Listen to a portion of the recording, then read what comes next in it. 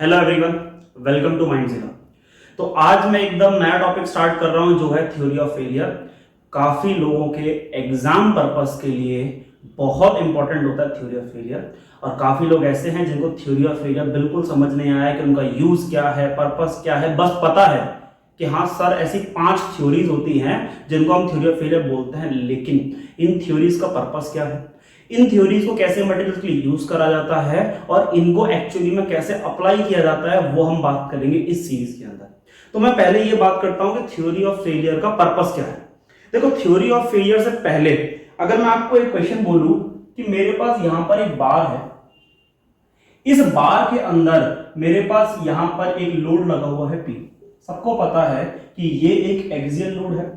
ये axial load जो है वो इस क्रॉस सेक्शन के परपेंडिकुलर है, तो ये इस क्रॉस सेक्शन के ऊपर एक नॉर्मल स्ट्रेस डेवलप करेगा जिसकी वैल्यू होगी P/A। और अगर मुझे ये डिजाइन करना है या इस लोड की मुझे मैक्सिमम वैल्यू निकालनी है तो मैं क्या कर सकता हूं, मैं ये बोलूंगा, मैं ऐसा कर सकता हूं कि मान लो ये क्रॉस सेक्शन जो है एरिया वो है मेरे पास 100 मिलीमीटर स्क्वायर। मतलब ये मेरे पास क्रॉस सेक्शन एरिया अगर 100 मिलीमीटर स्क्वायर है तो मुझे ये बताएगा वो कि ये मटेरियल जो है वो कौन सा है, ब्रिटल है, डक्टाइल है। और मैं अगर आपसे बोलूं कि इसकी जो स्ट्रेंथ है, स्ट्रेंथ जो है वो है 200 मेगापास्कल, तो मैं अगर आपसे क्वेश्चन पूछूं सिंपल कि ये एक मेरे पास बार है जिसका क्रॉस सेक्शन गिवन है आपको, जिसका स्ट्रेंथ गिवन है, ये स्ट्रेंथ मेगापास्कल में है, इसका मतलब स्ट्रेस गिवन है। इसका मतलब ये है कि अगर इस बार के अंदर स्ट्रेस इस वैल्यू को क्रॉस करा तो ये बार जो है वो क्या कर जाएगी, ये फेल कर जाएगी। इतना समझ आता है। और अगर मुझे इतना समझ आता है तो मुझे यहां पे पता करना है फिर मैं ये बोलूंगा कि ये जो सिग्मा डेवलप हो रहा है P/A, ये हमेशा कम या बराबर होना चाहिए किसके, स्ट्रेंथ के। मतलब P जो है वो लेस देन इक्वल्स टू होना चाहिए, जो भी मैं यहां पर ऊपर स्ट्रेंथ लिखी है into area, less than equals to strength आपको पता है कितनी है 200 मेगापास्कल, और एरिया आपको पता है कितना है 100 मिलीमीटर स्क्वायर। मेगापास्कल का मतलब सबको पता है न्यूटन पर mm स्क्वायर। ये कैंसिल आउट हो जाएगा, ये टोटल वैल्यू बन जाएगी कितनी, ये बन जाएगा 20 इंटू 10⁻³ न्यूटन, और 10⁻³ न्यूटन को मैं लिख सकता हूं यहां पर किलो न्यूटन। मतलब इस बार के ऊपर मैक्सिमम लोड जो है वो कितना लगाया जा सकता है, वो लगाया जा सकता है 20 किलो न्यूटन। ये 20 किलो न्यूटन लोड अगर मैं लगाऊंगा तो ये बार जो है वो क्या करेगी, एकदम वर्ज पे होगी फेलियर के। और अगर मैंने 20 से ज्यादा लगाया तो बार फेल कर जाएगी, 20 से कम लगाया तो बार सर्वाइव कर जाएगी। ऐसे ही सिस्टम्स को डिजाइन किया जाता है, डिजाइनिंग का प्रोसेस यही रहेगा। लेकिन अभी ये जो लोड है ये इस क्रॉस सेक्शन के ऊपर कौन सा स्ट्रेस डेवलप कर रहा है, तो आपको पता है नॉर्मल स्ट्रेस डेवलप कर रहा है, क्योंकि ये इस क्रॉस सेक्शन के परपेंडिकुलर है। अगर यहीं पर ये लोड जो है वो परपेंडिकुलर और उन जगह के पैरेलल होता तो इसके ऊपर शियर स्ट्रेस जनरेट करता और हम शियर के लिए डिजाइन कर लेते। लेकिन अगर यहीं पर दोनों स्ट्रेस डेवलप हो रहे हो, अगर दोनों स्ट्रेस डेवलप हो रहे हो तो उनको क्या बोला जाता है, उनको बोला जाता है कंबाइंड लोडिंग, उनको बोला जाता है कंबाइंड स्ट्रेसेस। और कंबाइंड स्ट्रेसेस के केस में हम ऐसे काम नहीं कर सकते। उन कंबाइंड लोडिंग या कंबाइंड स्ट्रेसेस के लिए हमें क्या यूज करना पड़ता है, हमें यूज करना पड़ता है थ्योरीज ऑफ फेलियर। वही थ्योरीज ऑफ फेलियर की हम बात करेंगे। लेकिन थ्योरी ऑफ फेलियर स्टार्टिंग करने से पहले ये जो स्ट्रेंथ मैंने यहां पर बोला है, ये मुझे कैसे पता चलेगी कि ये मटेरियल के लिए मुझे कितना लेके चलना है। तो सबसे पहला कॉन्सेप्ट है मेरे पास कि ये जो स्ट्रेंथ की मैं बात कर रहा हूं, डिजाइनिंग के अंदर मैं स्ट्रेंथ नहीं लिखता हूं, मैं वहां पर आपने सुना होगा लिखता हूं ultimate stress, yield strength, ultimate strength tension के अंदर, शियर के अंदर, कंप्रेशन के अंदर, फिर आपने वर्किंग स्ट्रेस सुना होगा, सेफ स्ट्रेस सुना होगा। इन सबका मतलब क्या है, मैं पहले उन चीजों की बात करता हूं, ठीक है। तो मैंने जैसा अभी आपको बोला कि हमें ये पता चलना चाहिए कि जो पहले स्ट्रेंथ है मटेरियल की वो कैसे डिफाइन करी जाती है। अगर मैं कोई भी मटेरियल मार्केट से लेने जाऊंगा तो उस पर एक स्ट्रेंथ लिखी होगी या मैन्युफैक्चरर ने एक स्ट्रेंथ बताई होगी, उस स्ट्रेंथ का मतलब क्या है और वो किस किस फॉर्म में डिफाइन करी जाती है। तो स्ट्रेंथ का जब भी दिमाग में आएगा नाम तो आपके सामने 2 वर्ड आएंगे दिमाग में। एक वर्ड बोला जाता है यील्ड स्ट्रेंथ और ऐसा ही एक वर्ड बोला जाता है अल्टीमेट स्ट्रेंथ।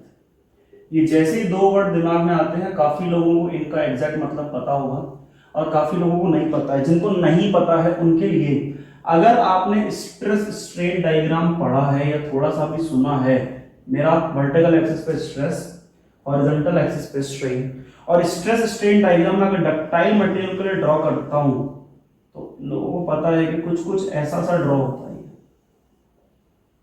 इस सिस्टम के अंदर यहां से लेके जब मैं यहां तक जाता हूं ए पॉइंट तक, तो ये होता है प्रोपोर्शनल लिमिट।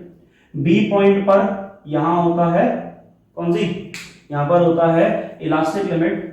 यहां मेरे पास एक होता है अपर यील्ड पॉइंट सी, एक होता है लोअर यील्ड पॉइंट, एक यहां पर डिफाइन किया जाता है ई पॉइंट, ये होता है अल्टीमेट पॉइंट, और ये होता है मेरे पास जी फ्रैक्चर पॉइंट या फिर ब्रेकिंग पॉइंट। यहां पर जो दो वर्ड मैंने ये बोले सी और डी, ये सी और डी जो है उनको मैंने क्या बोला, उनको बोला अपर यील्ड स्ट्रेंथ या फिर लोअर यील्ड स्ट्रेंथ। ये सी अपर यील्ड स्ट्रेंथ है, डी लोअर यील्ड स्ट्रेंथ है। ये डी वो पॉइंट है जिससे पहले अगर मैं देखूं तो आप बोलोगे स्ट्रेन कम है, मतलब डिफॉर्मेशन कम है। ये डी वो पॉइंट है जिसके बाद प्लास्टिक डिफॉर्मेशन एक्चुअली में बोला जाता है कि चालू हुआ, या फिर ये सी और डी जो हैं ये मेरे यील्ड पॉइंट्स हैं। यील्ड पॉइंट के बाद ही प्लास्टिक डिफॉर्मेशन चालू होता है। प्लास्टिक डिफॉर्मेशन मतलब जो ये डिफॉर्मेशन, ऐसा डिफॉर्मेशन जो वापस लौट कर नहीं आने वाला है। इलास्टिक डिफॉर्मेशन आपको पता है, मैंने बॉडी को स्ट्रेच किया, बॉडी छोड़ दिया, वापस आ गई, ये कौन सा डिफॉर्मेशन हुआ, जो मैंने क्रिएट किया था वो था इलास्टिक। लेकिन अगर मैंने उसको खींचा और वापस नहीं आया, मतलब वो कौन सा है, प्लास्टिक। और मुझे मेटल्स के अंदर स्पेशली वही डिफॉर्मेशन दिखता है जो प्लास्टिक डिफॉर्मेशन है। मतलब इलास्टिक डिफॉर्मेशन इतना छोटा होता है कि हमें दिखता नहीं। अगर यही मैं मेटल के लिए ड्रॉ करूं तो ये डायग्राम कुछ ऐसा होगा। मतलब स्ट्रेस स्ट्रेन इतना कम होगा, ये स्ट्रेन की वैल्यू इतनी कम होगी कि आपको डिफॉर्मेशन दिखेगा ही नहीं। तो मैं अगर दोबारा आपसे बोलूं कि अगर मैंने यहां पर एक मेटल की बार ली है, इस मेटल की बार को मैंने खींचना चालू किया और इसमें डिफॉर्मेशन होने लगा, वो कौन सा डिफॉर्मेशन है, वो प्लास्टिक है, क्योंकि इलास्टिक इतना छोटा है कि वो आपको दिखेगा नहीं। इलास्टिक डिफॉर्मेशन वो डिफॉर्मेशन है जो लोड हटाते गायब हो जाए, और प्लास्टिक वो है जो लोड हटाने के बाद भी रह जाए। मतलब परमानेंट डिफॉर्मेशन होता है प्लास्टिक डिफॉर्मेशन, और टेम्पररी डिफॉर्मेशन होता है इलास्टिक डिफॉर्मेशन। मतलब अगर मैं किसी मेटल को खींचना चालू करूं, उस पर लोड लगाऊं, टेंसाइल लगाऊं, चाहे कंप्रेसिव लगाऊं, अगर वो डिफॉर्म होना चालू कर दी है, इसका मतलब मैं उसका यील्ड पॉइंट क्रॉस कर गया हूं। मतलब मैंने उसके यील्ड स्ट्रेंथ से ज्यादा लोड लगाया है, तभी उसके अंदर प्लास्टिक या फिर परमानेंट डिफॉर्मेशन होगा। तो जब भी आपसे बोला जाए यील्ड स्ट्रेंथ क्या है, आप कहोगे सर यील्ड स्ट्रेंथ स्ट्रेस की वो वैल्यू है जिसके अगर मैंने उससे कम स्ट्रेस लगाया है तो बॉडी के अंदर कभी भी परमानेंट या फिर प्लास्टिक डिफॉर्मेशन नहीं होगा। और यहीं पर मैं ऐसा भी बोल सकता हूं कि यील्ड स्ट्रेंथ वो स्ट्रेस है अगर मैंने इससे ज्यादा स्ट्रेस लगाया तो इसके अंदर परमानेंट या फिर प्लास्टिक डिफॉर्मेशन हो जाएगा। अब मैं आपसे एक बात पूछता हूं, मैंने एक बाइक बनाई है या स्ट्रक्चर बनाया है या मैंने पंखा बनाया, क्या मैं चाहता हूं प्लास्टिक डिफॉर्मेशन हो या परमानेंट डिफॉर्मेशन हो? मैं नहीं चाहता। और अगर मैं परमानेंट डिफॉर्मेशन नहीं चाहता हूं तो मैं कौन सी स्ट्रेंथ को लेकर डिजाइन करूंगा? ये मैं डिजाइन करूंगा यील्ड स्ट्रेंथ को लेकर। अब अल्टीमेट क्या है, ये जो एफ पॉइंट था, ये कौन सा पॉइंट था? ये था अल्टीमेट पॉइंट। आप बोलोगे अल्टीमेट पॉइंट वो पॉइंट है कि इससे ज्यादा इस बॉडी के अंदर कहीं पर स्ट्रेस की वैल्यू है ही नहीं। मतलब अल्टीमेट स्ट्रेंथ जो है, it is the maximum value of stress in the stress strain diagram या फिर इंजीनियरिंग स्ट्रेस स्ट्रेन डायग्राम। अगर मैं इससे ज्यादा स्ट्रेस लगाऊंगा तो बॉडी के अंदर क्या हो जाएगा? बॉडी के अंदर मेरे पास जो है वो एफ से जी चली जाएगी। क्या हो जाएगा? मेरे पास बॉडी जो है उसके अंदर नेकिंग हो जाएगी और बॉडी ब्रेक कर जाएगी। आप कहोगे अगर मुझे बॉडी को फ्रैक्चर नहीं करना है, जब मैं प्लास्टिक डिफॉर्मेशन करूं बट मुझे फ्रैक्चर नहीं करना है, तो मैं उसमें कभी भी अल्टीमेट स्ट्रेंथ से ज्यादा स्ट्रेस नहीं लगाऊंगा। अगर मुझे बॉडी को परमानेंट या फिर प्लास्टिक डिफॉर्मेशन नहीं देना है तो कभी भी मैं यील्ड स्ट्रेंथ से ज्यादा स्ट्रेस नहीं लगाऊंगा, और अगर मुझे उसको परमानेंट फ्रैक्चर नहीं देना है तो मैं उसको यील्ड स्ट्रेंथ से ज्यादा नहीं लगाऊंगा। अब अगर मुझे किसी चीज को डिजाइन करना हो तो इनको कैसे कैसे यूज करा जाए? जैसे फॉर एग्जांपल मान लो ये मेरे पास एक बोर्ड है, इस बोर्ड के ऊपर अगर मैं यहां पर लिख रहा हूं तो मैं आपको बोलूंगा कि यहां इस सिस्टम के अंदर जो ये बोर्ड है, क्या आप चाहते हो इसके ऊपर प्लास्टिक डिफॉर्मेशन हो? नहीं। अगर मैं इसको दबाऊंगा अभी तो भी इसके अंदर प्लास्टिक डिफॉर्मेशन नहीं होगा। सिंपल सी बात है कि अगर मैं आपसे कहूं कि इनको मैं जो डिजाइनिंग में कैसे यूज करना है इन दोनों स्ट्रेंथ को, तो सिंपल। मान लो मैंने एक चेयर डिजाइन करी है, उस चेयर के ऊपर जाकर अगर मैं बैठता हूं तो आप ये बोलोगे मैं उसको एक लोड के लिए डिफाइन करूंगा। उस चेयर को मैं किस बेसिस पे डिफाइन करूंगा, यील्ड स्ट्रेंथ पे या अल्टीमेट स्ट्रेंथ पे? फॉर श्योर यील्ड स्ट्रेंथ पे।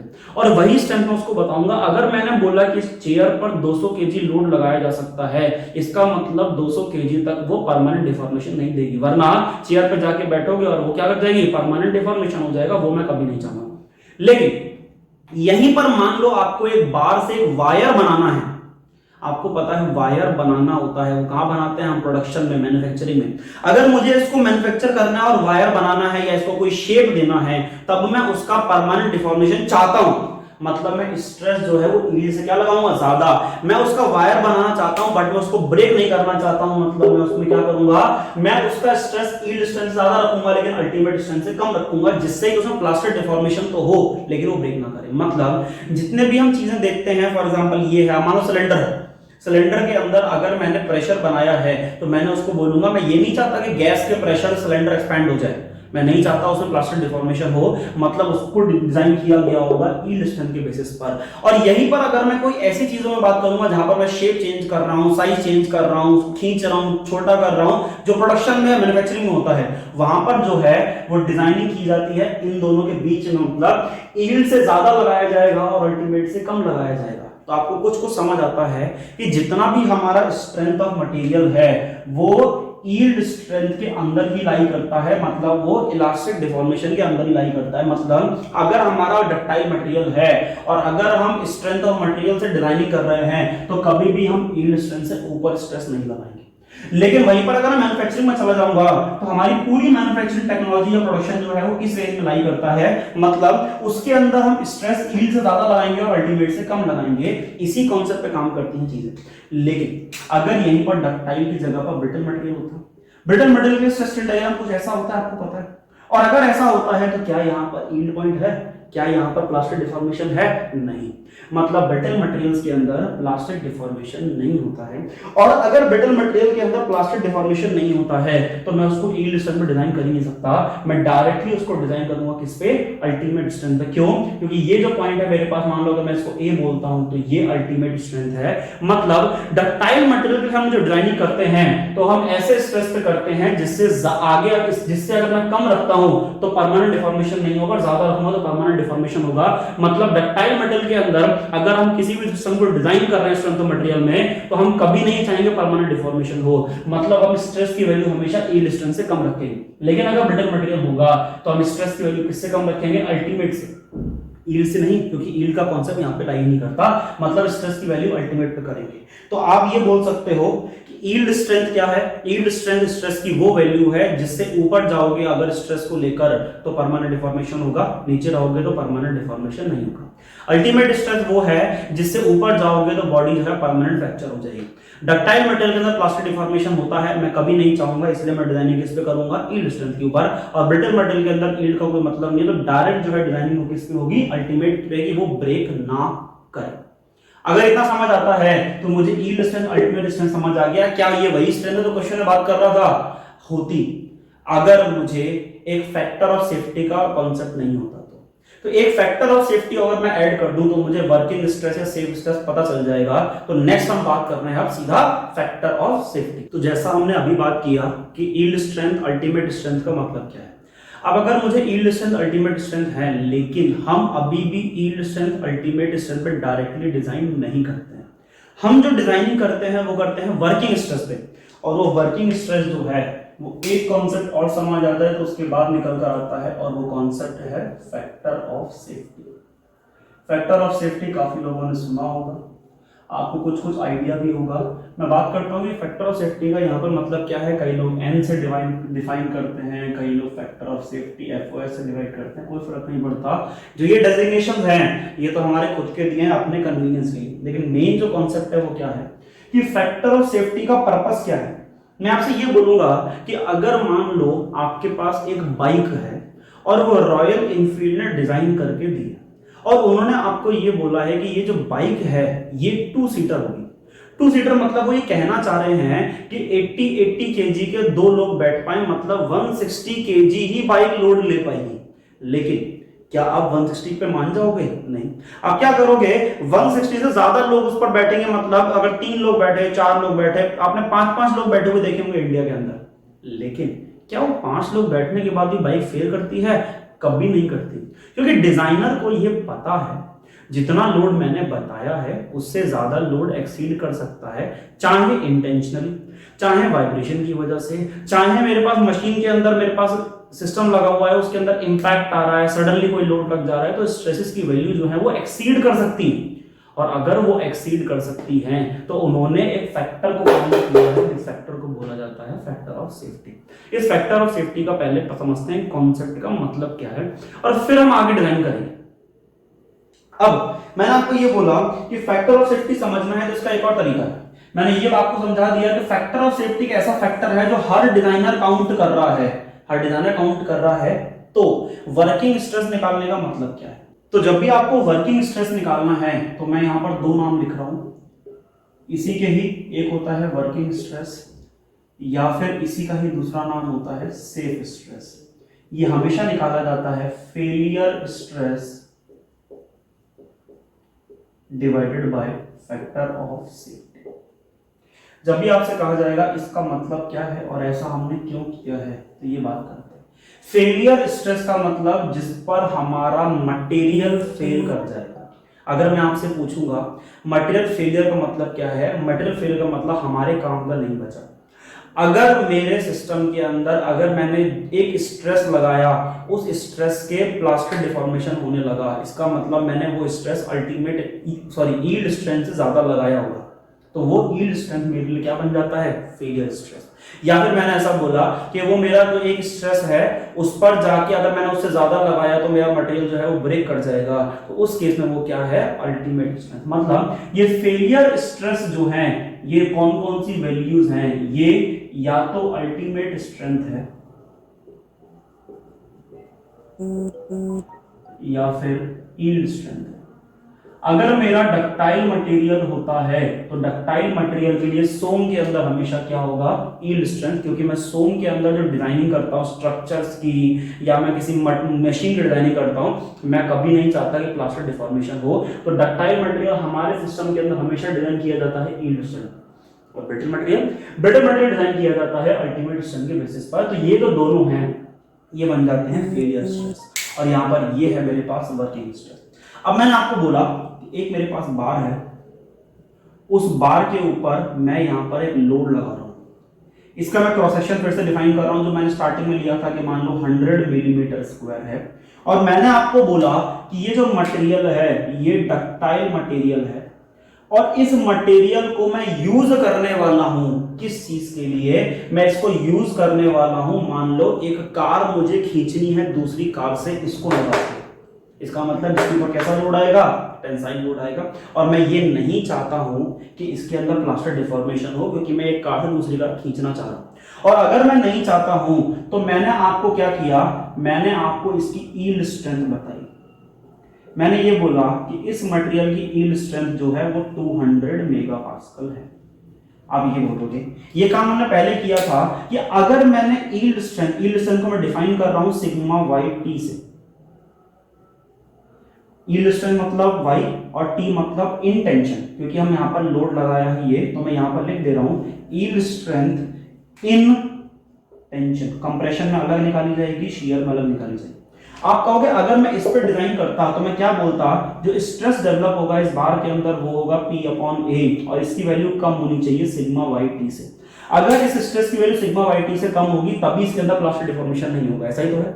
और अगर ऐसा है तो मैं यहाँ पर P की वैल्यू निकाल सकता हूँ less than equal sigma Y T की वैल्यू कितनी है 200, एरिया ऊपर जाएगा आ जाएगा 100, और ये फिर से मेरे पास निकल आएगा कितना, ये निकल आएगा 20 किलो न्यूटन।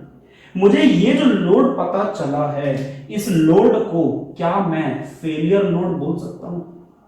मैं फॉर श्योर ये बोल सकता हूं कि इस लोड से अगर मैंने कम लोड लगाया तो इसके अंदर परमानेंट डिफॉर्मेशन नहीं होगा, और जो मेरा पर्पस है वो फुलफिल हो जाएगा। लेकिन अगर मैंने इससे ज्यादा लगाया तो बार के अंदर क्या हो जाएगा, परमानेंट डिफॉर्मेशन। मान लो मैंने इसको डिजाइन कर दिया और लगा दिया, और जिसको मैंने दिया उसको मैंने ये लोड बोल कर दिया, लेकिन उसने लोड इससे ज्यादा लगा लिया, तो वो आएगा मेरे पास और वो लगाएगा ही लगाएगा ज्यादा लोड। तो मैं ये बोलूंगा कि डिजाइन इससे मत करो, डिजाइनिंग के लिए इससे भी कम वैल्यू निकालो। कम वैल्यू के लिए मैंने बोला कि फेलियर स्ट्रेस जो था मेरे पास यील्ड स्ट्रेंथ, उसको डिवाइड कर दो फैक्टर ऑफ सेफ्टी से। और मैं ये चाहता हूं कि डिजाइनिंग जो है वो उसकी स्ट्रेंथ पे नहीं, उससे कम स्ट्रेस पे हो। मतलब जिस फैक्टर से डिवाइड करूंगा उसकी वैल्यू 1 से बड़ी होगी। इसका मतलब पहली चीज मैं यहां पर आपसे बोल सकता हूं कि फैक्टर ऑफ सेफ्टी हमेशा ग्रेटर देन 1 ही होगा। इक्वल्स टू 1 ले सकते हो, आपकी मर्जी है, बहुत ज्यादा ऑप्टिमिस्टिक हो कोई दिक्कत नहीं, लेकिन रियल कंडीशन में हमेशा ये ग्रेटर देन 1 ही होता है। दूसरी बात, अब मैंने आपको बोला इसी क्वेश्चन के अंदर कि आपने डिजाइनर ने ये माना कि फैक्टर ऑफ सेफ्टी में 2 लेके चलूंगा, और अगर फैक्टर ऑफ सेफ्टी में 2 लेके चलूंगा इसका मतलब ये है कि जो मेरे पास ये निकल कर आएगा वर्किंग स्ट्रेस को मैं बोल रहा हूं यहां पे, मान लो सिग्मा डब्ल्यू कुछ भी, सर मेरे पास वर्किंग स्ट्रेस जो निकल कर आएगा सिग्मा डब्ल्यू, वो किसके बराबर होगा? वो किसके बराबर होगा? वो बराबर होगा मेरे पास यील्ड स्ट्रेंथ इन टेंशन, मतलब failure stress divided by factor of safety. ऐसा ही तो है। और अगर मैं ये वर्किंग स्ट्रेस की वैल्यू निकालूं तो यील्ड स्ट्रेंथ मेरे पास कितनी है? 200 डिवाइड फैक्टर ऑफ सेफ्टी 2, मतलब कितना? 100 मेगापास्कल। जो डिजाइनिंग में 200 मेगापास्कल पे कर सकता था मैं उसको 100 मेगापास्कल पे करूंगा, और 100 मेगापास्कल पे करूंगा तो बोलूंगा स्ट्रेस जो है वो हमेशा किससे कम आना चाहिए? वो कम आना चाहिए वर्किंग स्ट्रेस से कम, मतलब सिग्मा डब्ल्यू से कम आना चाहिए। मतलब मेरे पास जो लोड अपॉन एरिया है उसकी वैल्यू हमेशा सिग्मा डब्ल्यू से कम आनी चाहिए। मतलब load less than equal sigma W की वैल्यू 100, एरिया 100, मतलब ये निकल आएगा कुछ 10 किलो न्यूटन, ये निकल आएगा 10 किलो न्यूटन। मैं बोलूंगा कि मेरा जो मटेरियल है वो फेल करता है 20 किलो न्यूटन पे, पर फिर भी मैं जो खरीदने आएगा उसको बताऊंगा 10 किलो न्यूटन, जिससे कि अगर वो 10 से ऊपर लगाए, कितना भी ऊपर ले जाएगा, वो 20 से ऊपर नहीं ले जाएगा, मतलब डबल तक तो नहीं ले जाएगा। अगर वो 10 से 11, 12, 13 भी ले जाए तब भी मटेरियल फेल ना करे। इसी के लिए यूज आता है फैक्टर ऑफ सेफ्टी। तो डिजाइनिंग की सिर्फ 2 इक्वेशंस होती है, एक इक्वेशन ये होती है और दूसरी होती है कि जो स्ट्रेस डेवलप्ड है बार के अंदर वो हमेशा कम होना चाहिए। किससे? वो हमेशा कम होना चाहिए वर्किंग स्ट्रेस से। जो भी ये वर्किंग स्ट्रेस मैंने यहां पर डिफाइन किया है इससे हमेशा कम होना चाहिए। मैं डिजाइनिंग कभी भी फेलियर स्ट्रेस पर नहीं करूंगा, मैं डिजाइनिंग हमेशा करूंगा वर्किंग स्ट्रेस पे, जिसकी वैल्यू फैक्टर ऑफ सेफ्टी से डिवाइड करके निकलेगी। ये कॉन्सेप्ट है फैक्टर ऑफ सेफ्टी का। इसीलिए जब भी आप कोई मटेरियल लेके आते हो जितनी स्ट्रेंथ लिखी होती है उससे ज्यादा भी चले जाते हो तो भी वो फेल नहीं करता है, क्योंकि वो डिजाइन किया गया है किसके को लेकर? वो डिजाइन किया गया है वर्किंग स्ट्रेस को लेकर। और अगर आपको ये 2 बातें समझ आती हैं तो हम आगे थ्योरीज ऑफ फेलियर पे आप बढ़ सकते हैं। तो हमने बात कर ली कि फैक्टर ऑफ सेफ्टी क्या होता है, अल्टीमेट स्ट्रेंथ, यील्ड स्ट्रेंथ क्या होते हैं। ये हमने बात इसीलिए करी क्योंकि वो चीजें थ्योरी ऑफ फेलियर में यूज होती है। तो अब मैं आपसे ये बोलूंगा कि जो थ्योरी ऑफ फेलियर है उसका यूज क्या है। तो मैंने स्टार्टिंग में ही बोला था थ्योरी ऑफ फेलियर यूज करा जाता है जब उसके अंदर शियर और नॉर्मल स्ट्रेस दोनों ही डेवलप हो रहे हैं। अगर मैंने आपसे बोला कि ये एक बार है, इस बार के ऊपर मैंने यहां पर एक लोड लगाया है P, ये P जो है वो इस क्रॉस सेक्शन एरिया पर कौन सा स्ट्रेस डेवलप करेगा? आपको फॉर श्योर पता है वो नॉर्मल स्ट्रेस डेवलप करेगा, और उस नॉर्मल स्ट्रेस की वैल्यू होगी P/A।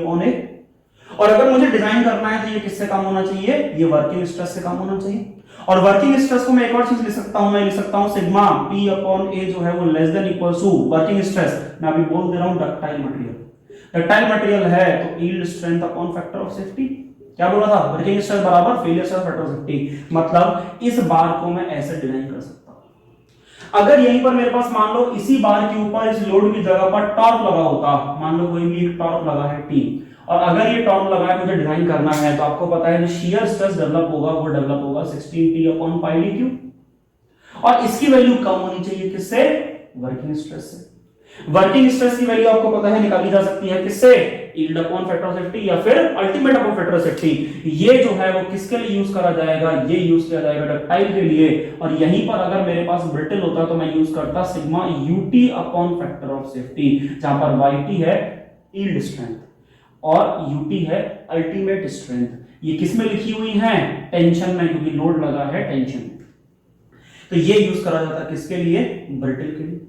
लेकिन अगर यहीं पर मैं बात करता कि ये मेरे पास 12 इस पे टॉर्क लगा है तो यहां पर मैं इसको क्या लिखता? Tau equal 16T/πd3। अगर ये डक्टाइल मटेरियल होता तो मैं डिजाइन करता यील्ड के लिए, तो मैं लिखता यहां पर टाउ यील्ड स्ट्रेंथ। लेकिन यहां पर किस में है? टेंशन में। यहां पर मैं क्या ले रहा हूं? Shear upon factor of safety, है कि नहीं? ये किसके लिए होता? डक्टाइल मटेरियल के लिए। अगर इस बार के अंदर खाली नॉर्मल स्ट्रेस डेवलप हो रहा होता तो मैं ऐसे डिजाइन कर लेता, अगर इस बार के अंदर खाली शियर डेवलप हो रहा होता तो मैं ऐसे डिजाइन कर लेता, लेकिन अगर इस बार के ऊपर नॉर्मल और शियर दोनों डेवलप हो रहे हैं तो मैं ये कॉन्सेप्ट यूज नहीं कर सकता। मुझे क्या यूज करना पड़ेगा? Theory of failure. दोनों कैसे डेवलप होंगे? मान लो एक बार है, उस पर लोड लगा है P और उसके ऊपर जो टॉर्क लगा है वो लगा है T। अच्छा, मैं यहीं पर एक और बात क्लियर करना चाहता हूं, ये नॉर्मल और शियर जो हैं वो दोनों हमने किस पे निकाले हैं? इस क्रॉस सेक्शन पे निकाले हैं। हमने दोनों किस पे निकाले हैं? क्रॉस सेक्शन पर। तो यहां पर आप क्या पता कर सकते हो? इसकी वजह से इस क्रॉस सेक्शन पे नॉर्मल स्ट्रेस डेवलप होगा P/A, शियर स्ट्रेस डेवलप होगा 16T/πd3। लेकिन मैं डिजाइनिंग यहां से नहीं कर सकता क्योंकि नॉर्मल और शियर दोनों डेवलप हो रहे हैं। तो इनके लिए मुझे निकालने पड़ेंगे principal stresses, maximum shear stresses, जो कि आप पढ़ते हो प्रिंसिपल स्ट्रेस स्ट्रेन चैप्टर में या फिर कंबाइंड स्ट्रेस स्ट्रेन चैप्टर में। जब भी किसी बार के ऊपर शियर और नॉर्मल दोनों डेवलप होते हैं तो इन कंडीशंस को क्या बोला जाता है? इनको बोला जाता है कंबाइंड स्ट्रेसेस या फिर कंबाइंड लोडिंग। और कंबाइंड लोडिंग के लिए कभी भी डिजाइन ऐसे नहीं किया जा सकता, हमें वो डिजाइनिंग करनी पड़ेगी थ्योरी ऑफ फेलियर के थ्रू। तो जो theory of failure total design की जाती है वो 8 होती हैं, लेकिन हमें जो पढ़ी जाती है बीटेक के अंदर या फिर हमारा जो भी ग्रेजुएशन है उसके अंदर वो सिर्फ 5 थ्योरीज हम पढ़ते हैं। वो 5 थ्योरीज कौन कौन सी है उनकी हम बात करते हैं एक करके। तो जो सबसे पहली थ्योरी हमारे पास है वो है मैक्सिमम प्रिंसिपल स्ट्रेस थ्योरी। इसी का दूसरा नाम है MPST। और जिन्होंने इस थ्योरी को निकाला था उन्हीं के नाम पर कई बार आपसे एग्जाम में पूछी जाती है रैंकाइन थ्योरी। जो जेई के एग्जाम्स होते हैं उनमें कई बार सिंपल ये बोलते हैं कि कौन सी थ्योरी रैंकाइन थ्योरी है? Simple maximum principal stress theory. ये एक नंबर हर बार 1 या 2 क्वेश्चन आते हैं और वो फ्री के नंबर देके जाते हैं इस टाइप के। मैं आपसे बोलूंगा कि इसके नाम से समझ आ रहा है मैक्सिमम प्रिंसिपल स्ट्रेस थ्योरी। देखो काम वही करना है, काम मुझे क्या करना है डिजाइनिंग में सिर्फ एक, वो है maximum stress developed is less than equals to working stress. हमेशा डिजाइनिंग इसी तरीके से करी जाती है। वर्किंग स्ट्रेस कैसे करते हैं वो हम डिस्कस कर चुके हैं, बस ये मैक्सिमम स्ट्रेस डेवलप चेंज किया जाता है।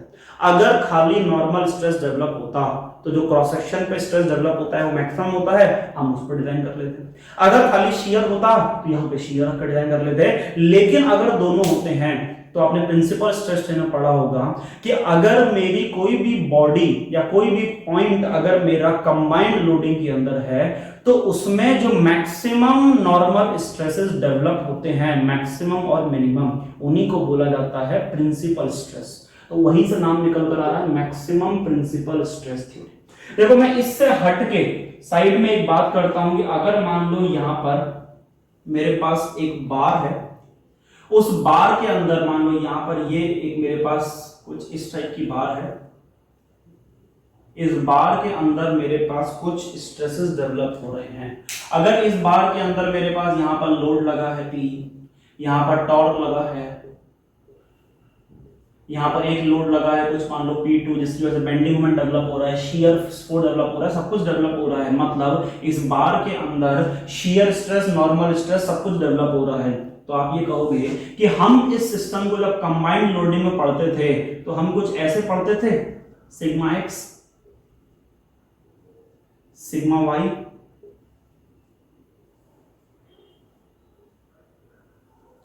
टाउ एक्स वाई, और इनकी वजह से जो प्रिंसिपल स्ट्रेसेस जनरेट होते थे उनको बोलते थे हम सिग्मा 1 और सिग्मा 2। सिग्मा 1 सिग्मा 2 जो है वो हमारे क्या डिफाइन किए जाते हैं? वो डिफाइन किए जाते हैं प्रिंसिपल स्ट्रेसेस। प्रिंसिपल स्ट्रेसेस जो हैं वो क्या हैं? वो सिंपल मेरे पास maximum and minimum normal stress under combined loading. आपको यह पता है कि अगर कंबाइंड लोडिंग हो तो इस सिस्टम के लिए जो मैक्सिमम नॉर्मल और मिनिमम नॉर्मल स्ट्रेस होते हैं उनको बोला जाता है सिग्मा 1 और सिग्मा 2। लेकिन ये तो है, वो कौन सा है? ये है मेरा प्लेनर कंडीशन। लेकिन अगर मैं मान लो 3D में बात करूं तो तीनों डायरेक्शन में स्ट्रेस डेवलप होंगे और तीनों डायरेक्शन में जो मैक्सिमम मिनिमम वैल्यूज होंगी वो क्या कहलाई जाएंगी, प्रिंसिपल स्ट्रेसेस। तो मैं यहां पर डिफाइन कर रहा हूं कि यहां इस सिस्टम के अंदर सिग्मा 1, सिग्मा 2, सिग्मा 3 अगर ट्राइएक्सियल लोडिंग होती है तो तीन नॉर्मल स्ट्रेस होंगे या तीन प्रिंसिपल स्ट्रेसेस होंगे, तीन प्रिंसिपल स्ट्रेसेस होंगे। और हमेशा ये कोशिश किया जाता है कि सिग्मा 1 बड़ा हो सिग्मा 2 से, सिग्मा 2 बड़ा हो सिग्मा 3 से। ऐसा हम नोटेशन लेते हैं खाली, इनमें से कोई भी बड़ा छोटा हो सकता है, उस अकॉर्डिंग ये चेंज कर जाएगा। अब उसने क्या बोला है कि मैक्सिमम प्रिंसिपल स्ट्रेस थ्योरी, मतलब ये थ्योरी जो है वो मैक्सिमम प्रिंसिपल स्ट्रेस को ले रही है। इन तीनों में सबसे बड़ा कौन सा है, सिग्मा 1। मैं बोलूंगा maximum stress developed by sigma 1 is less than equals to working stress. आपको पता है failure stress divide by factor of safety. Failure stress मतलब या तो यील्ड या अल्टीमेट, मैं बोलूंगा यहां पर या तो सिग्मा YT आएगा या फिर सिग्मा UT आएगा divided by factor of safety. ये है मैक्सिमम प्रिंसिपल स्ट्रेस की डेफिनेशन, मतलब sorry maximum principal stress theory की definition. Maximum principal stress theory बोलती है कि sigma 1 should be less than equals to this. अगर ऐसा होता है तो ये है मेरे पास सेफ डिजाइन। और अगर मुझे फेलियर करना हो, मतलब जो मैक्सिमम स्ट्रेस डेवलप हो रहा है वो इस वैल्यू से कम रहेगा, तो मेरी बार जो है, जो मेरी बॉडी है, वो कंबाइंड लोडिंग में कैसी रहेगी, सेफ रहेगी। वो कैसी रहेगी, सेफ रहेगी। ऐसा बोला है मैक्सिमम प्रिंसिपल स्ट्रेस थ्योरी ने। मैक्सिमम प्रिंसिपल स्ट्रेस थ्योरी का कॉन्सेप्ट बिल्कुल क्लियर है, ये आपको समझ आता है कि यील्ड होगा डक्टाइल के लिए, ये होगा ब्रिटल के लिए। सोम के अंदर फैक्टर ऑफ सेफ्टी आपको पता है, फैक्टर से डिवाइड किया जाता है जिससे कि हम डिजाइनिंग इस पे नहीं, इससे छोटे स्ट्रेस पे करें। और सिग्मा 1 है मैक्सिमम प्रिंसिपल स्ट्रेस, मतलब मैं यहां पर ऐसा बोल सकता हूं कि ये सिग्मा 1 जो है वो है मैक्सिमम प्रिंसिपल स्ट्रेस। और अगर आप थ्योरी ऑफ फेलियर पढ़ रहे हो, मतलब मैं ये अज्यूम कर रहा हूं अभी कि आपने कंबाइंड स्ट्रेसेस पढ़ा है, तो इस सिस्टम के लिए प्रिंसिपल स्ट्रेसेस निकालना भी बहुत आसान था। सिग्मा 1, 2 किससे निकालते थे, sigma x plus sigma y/2 plus minus root में sigma x minus sigma y का whole square plus 4 tau xy², यहां बाहर हाफ, रूट पे नहीं है, हाफ मल्टीप्लाई हो रहा है। तो ऐसे करके मैं निकालता था। मतलब अगर मुझे उसने बोला कि कंबाइंड स्ट्रेसेस हैं और मैक्सिमम प्रिंसिपल स्ट्रेस थ्योरी निकालो, तो कंबाइंड स्ट्रेसेस के लिए पहले मैं निकालूंगा प्रिंसिपल स्ट्रेसेस। प्रिंसिपल स्ट्रेसेस में से जो बड़ा होगा उसको मैं यहां पर लेकर डिजाइन कर दूंगा मैक्सिमम प्रिंसिपल स्ट्रेस थ्योरी के लिए। ये तो मुझे समझ आता है कि मैक्सिमम प्रिंसिपल स्ट्रेस थ्योरी थी क्या। लेकिन मेरे सामने एक और क्वेश्चन है, ये कौन से मेटेरियल अप्लाई करेगा, डक्टाइल के लिए, ब्रिटल के लिए, कि दोनों के लिए। अगर मैं आपसे बोलूं डक्टाइल या ब्रिटल के लिए देखना है, तो पहले मुझे ये पता होना चाहिए कि डक्टाइल और ब्रिटल के अंदर मैंने आपको बोला तीन तरह की स्ट्रेंथ होती है। एक होती है टेंशन में, एक होती है कंप्रेशन में, एक होती है शियर में। कौन सी वो बड़ी होगी, कौन सी छोटी होगी, तब मैं ऐसे डिफाइन कर सकता हूं। तो वहीं पर मैं आपको एक कॉन्सेप्ट बोल रहा हूं कि जब भी मेरा डक्टाइल मटेरियल होता है वो किस में स्ट्रांग होता है, जो ब्रिटल मटेरियल होता है वो किस में स्ट्रांग होता है, किस में वीक होता है। तो यहां मैं लिख रहा हूं फॉर डक्टाइल मटेरियल तीन स्ट्रेंथ है, एक कंप्रेशन है, एक टेंशन है और एक शियर है। अगर मेरे पास तीनों हैं तो जो मेरा डक्टाइल मटेरियल होगा वो उसकी सबसे ज्यादा होगी कंप्रेसिव स्ट्रेंथ, मतलब कंप्रेसिव स्ट्रेंथ सबसे ज्यादा, उससे वीक वो होगा टेंसाइल स्ट्रेंथ में, और सबसे ज्यादा वो वीक होगा शियर स्ट्रेंथ में। मतलब डक्टाइल मटेरियल की शियर स्ट्रेंथ सबसे कम होती है, मतलब उसका फेलियर जो है वो किसकी वजह से होगा, शियर की वजह से होगा। और यहीं पर अगर मैं ब्रिटल का डिफाइन करूं कि ब्रिटल मटेरियल के लिए कॉन्सेप्ट कैसे काम करता है, तो ब्रिटल मटेरियल के लिए कंप्रेसिव स्ट्रेंथ तो ज्यादा होती ही है, उससे कम होती है उसकी यील्ड स्ट्रेंथ, और सबसे कम होती है उसकी टेंसाइल स्ट्रेंथ। मतलब ब्रिटल मटेरियल जो है वो मेरा फेल होगा किसकी वजह से, टेंसाइल स्ट्रेंथ, शियर, टेंसाइल मतलब नॉर्मल। और मैं अगर आपसे बोलूंगा कि मेरे पास डक्टाइल मटेरियल होता है उसको मैं कंप्रेसिव फोर्स लगाऊं, टेंसाइल फोर्स लगाऊं, शियर लगाऊं, सबसे ज्यादा चांसेस किस वजह से फेलियर के हैं? तो वो शियर की वजह से फेलियर के हैं। या फिर अगर मेरी बार के अंदर मैंने कंबाइंड लोडिंग लगाई है तो एक जगह पर जाकर एक प्लेन पर स्ट्रेस, नॉर्मल स्ट्रेस मैक्सिमम होता है, एक प्लेन पर शियर स्ट्रेस मैक्सिमम होता है, तो मेरा जो डक्टाइल मटेरियल है वो कौन सी जगह से फेल करेगा? नॉर्मल से कि शियर से? आप कहोगे शियर से, लेकिन ब्रिटल मटेरियल जो है वो शियर की वजह से नहीं, वो किधर होगा? टेंसाइल की वजह से। इस कॉन्सेप्ट की बात मैं आपसे आगे करूंगा, लेकिन अभी के लिए मैं आपको ये क्यों बता रहा हूं, क्योंकि अगर मेरा ये डिजाइनिंग करा जा रहा है मैक्सिमम प्रिंसिपल स्ट्रेस थ्योरी का, वो किया जा रहा है नॉर्मल स्ट्रेस पर, कि मैक्सिमम नॉर्मल स्ट्रेस पर। मैक्सिमम नॉर्मल स्ट्रेस पर अगर डिजाइनिंग हो रहा है तो नॉर्मल स्ट्रेस की वजह से कौन फेल करता था? डक्टाइल के ब्रिटल? For sure brittle. मतलब ये थ्योरी जो है वो सुइटेबल है किसके लिए? ये सुइटेबल है ब्रिटल मटेरियल के लिए, क्योंकि ब्रिटल मटेरियल नॉर्मल स्ट्रेस की वजह से फेल होते हैं और ये उसी नॉर्मल स्ट्रेस को लेकर डिजाइन कर रहा है, तो ये जो है वो हमारी सुइटेबल है फॉर ब्रिटल मटेरियल। ये कॉन्सेप्ट आपको समझ आता है कि मैक्सिमम प्रिंसिपल स्ट्रेस थ्योरी होती क्या है, ये सिस्टम को काउंट कैसे करती है, और ये कौन से मटेरियल के सबसे ज्यादा सुइटेबल होती है। अब जो हमारा नेक्स्ट वीडियो होगा उसके अंदर हम बात करेंगे मैक्सिमम शियर स्ट्रेस थ्योरी की। फिर आपको बोलूंगा मैक्सिमम शियर स्ट्रेस थ्योरी किसके लिए अच्छी होगी? डक्टाइल के लिए, ब्रिटल के लिए? क्योंकि ये शियर में फेल करता है, इसका मतलब मैक्सिमम शियर स्ट्रेस थ्योरी इसके लिए ज्यादा काम करेगी। और मैं इन दोनों के अंदर कंपैरिजन भी करूंगा, और मैं आपको ये भी बताऊंगा कि ये थ्योरीज कब सेम रिजल्ट देती हैं, कब कौन कैसे काम करता है। ये जो एग्जाम में चीजें पूछी जाती हैं उसकी बात हम करेंगे नेक्स्ट वीडियो में। Thank you.